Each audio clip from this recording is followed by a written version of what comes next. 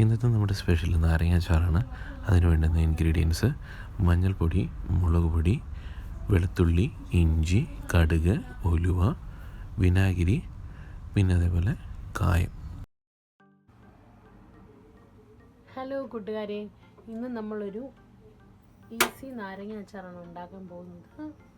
നാരങ്ങ അച്ചാറിന് വേണ്ടി നമ്മൾ കടുകെണ്ണയോ എന്ത് തരം എണ്ണ, ഞാനിപ്പം ഉപയോഗിക്കുന്നത് സൺഫ്ലവർ ഓയിലാണ്. എണ്ണ ഇവിടെ തിളച്ച് വന്നിട്ടുണ്ട്. അപ്പം നമ്മൾ ആവശ്യത്തിന് വേണ്ട 1 സ്പൂൺ കടുക് ഉലുവയും കൂടെ ചേർത്ത് കൊടുക്കുക. ഒന്ന് പൊട്ടി വരാൻ വേണ്ടി വെയിറ്റ് ചെയ്യുക. ഒന്ന് പൊട്ടി വരുമ്പോഴേക്കും അതിനാവശ്യമായ ചേരുവകൾ: നമ്മുടെ എരിവിനാവശ്യമായ മുളക് പൊടി, ഞങ്ങൾ കാശ്മീരി നോർമൽ മുളക് പൊടി മിക്സ് ചെയ്തിട്ടാണ് എടുത്തത്, 2-2.5 സ്പൂണോളം ഉണ്ട്. പിന്നെ 1/2 സ്പൂൺ മഞ്ഞൾപ്പൊടി, പിന്നെ ആവശ്യത്തിന് നമ്മുടെ ഇഷ്ടാനുസരണം കഴുകി വൃത്തിയാക്കിയ ചെറിയ കഷ്ണങ്ങളാക്കിയ വെളുത്തുള്ളിയും, പിന്നെ കുറച്ച് ഇഞ്ചി. അപ്പോൾ നമ്മൾ കടുക് പൊട്ടി വന്നിട്ടുണ്ട്. അതിലേക്ക് ഇഞ്ചിയും വെളുത്തുള്ളിയും ചേർത്ത് കൊടുക്കാം.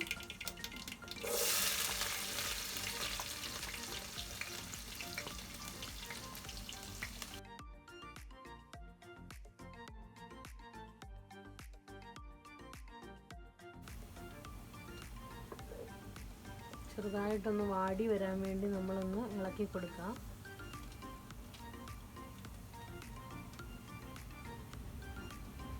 നമ്മൾ ഓൾറെഡി ആവിയിൽ പുഴുങ്ങി ചെറിയ കഷ്ണങ്ങളാക്കി നാരങ്ങ വാട്ടി വെച്ചിട്ടുണ്ട്.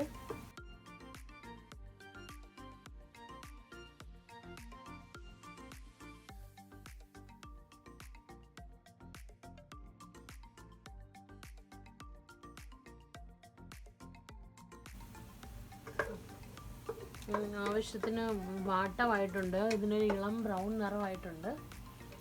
നല്ലൊരു മൂത്ത മണമൊക്കെ വന്നിട്ടുണ്ട്. ഇനി നമുക്കിതിനകത്തോട്ട് ആവശ്യത്തിന് വേണ്ട മുമ്പേ കാണിച്ച പോലുള്ള മുളക് പൊടിയും മഞ്ഞൾപ്പൊടിയും ചേർത്ത് കൊടുക്കാം. ഇവിടെ ആവശ്യത്തിന് വേണ്ട ഉപ്പിട്ട് കൊടുക്കാം. നാരങ്ങയിൽ പിടിക്കാൻ കുറച്ച് ഉപ്പ് വേണം, അതുകൊണ്ട് നമുക്ക് കുറച്ച് ഉപ്പിട്ട് കൊടുക്കാം. നന്നായിട്ടൊന്ന് ഇളക്കി, തീ കുറച്ച് വെച്ച് വേണം അത് ചെയ്യാൻ. അതിന് ശേഷം നമ്മൾ വാട്ടി വെച്ചിരിക്കുന്ന നാരങ്ങ കഷ്ണങ്ങൾ ഇതിലേക്ക് ഇട്ട് കൊടുക്കാം. എന്നിട്ട് കുറച്ചേറെ നേരം നാരങ്ങ കഷ്ണങ്ങൾ നമ്മൾ ഇതിനകത്ത് കിടന്നൊന്ന് എണ്ണ തെളിഞ്ഞ് വരുന്നതും വരെ നമ്മൾ വെയിറ്റ് ചെയ്യണം.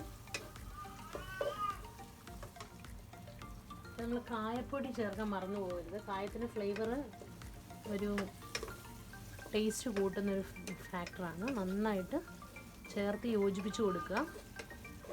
കുറച്ചേറെ നേരം നമ്മൾ ഇളക്കി വേകാൻ അനുവദിക്കണം. ഇതിനകത്ത് തന്നെ കിടന്ന് വെന്ത് എണ്ണ തെളിഞ്ഞ് വരാൻ വേണ്ടി നമ്മളൊന്ന് വെയിറ്റ് ചെയ്യണം. ഈ നാരങ്ങാച്ചാർ വീട്ടിലെ 2 വീടുകളിലും ഞങ്ങളുടെ അമ്മമാരുണ്ടാക്കുന്ന നാരങ്ങാച്ചാറുണ്ടെങ്കിൽ അമ്മച്ചിയുടെ നാരങ്ങാച്ചാർ അതിനെ വെല്ലാൻ ഒന്നുമില്ല.